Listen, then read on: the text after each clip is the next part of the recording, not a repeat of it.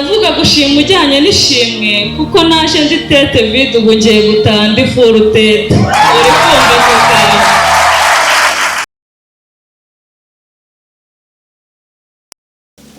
banyeshuri beza, ndabashishikariza kwiga mushyizeho umwete, nuko mukiteza imbere mugateza n'igihugu cyanyu imbere. Ibyo nitubikora tuzakura amaboko mu mifuka kandi twihesha agaciro duce ukubiri n'ibishuko duhura nabyo bitewe n'ubukene. Ndashima LWD yatugize umwe, iyo ataba ku bwayo ntitwari kumenyana. Ubu nahungukiye inshuti n'abavandimwe ndetse n'ubumenyi.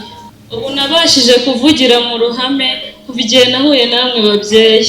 Nta mukobwa wigaga ariko turimo abayobozi b'ejo hazaza. Ndetse naraza muri LWD numvaga umukobwa wabyariye iwabo aba ataye agaciro ariko naribeshye. Ubu nabashije gutinyuka niyumvisha ko nta gikuba cyacitse, ndetse twe nk'abakobwa tubasha kwiga tukiteza imbere ndetse tugateza n'igihugu cyacu imbere. Reka nsaba umuyobozi wacu mu byubahiro mugomba kandi mwinginge ahaguruke. Iseneza Jean Claude.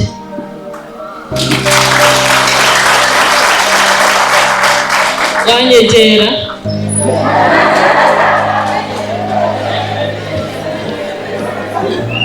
Nimumumera amashyi n'impundu.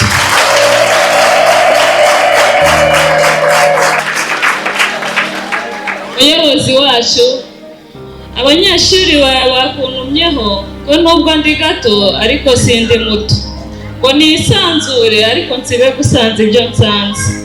Abanyeshuri bakuntumyeho ngo ngushimire warakoze.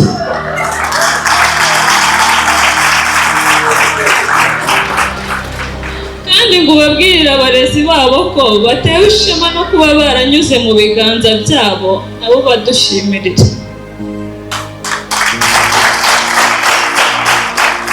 Ndavuga gushima ujyanye n'ishimwe kuko naje ndi tete vide ubu ngiye gutaha ndi furu tete.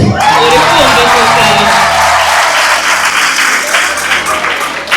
ntuseke kuko naje ntacyo nzi, niganyira ko namenya ko ibyanjye ari uguheha nkakoropa nkateka ubundi nkategereza ababyeyi. Bataha babonye amaronko bati dore cya cyohe cy'imburamukoro, ariko ubu ndinjira bati karibuni mwanangu ninjye wabyaye. Mumfashe dushima ubuyobozi bwacu bwabashije kudutekerezaho nk'urubyiruko, iyo ataba ku bwayo ntitwari kumenyana. Sinasoza nashimye umuyobozi wacu arakabyara kamenka, uwo nta wundi ni Paul Kagame. Ndi umutoni mutarushwa sangwa sintunga, mama muso nirenganya nkaba nitwa mukunda u Rwanda. Ni impamo y'Imana namwe nabakunze.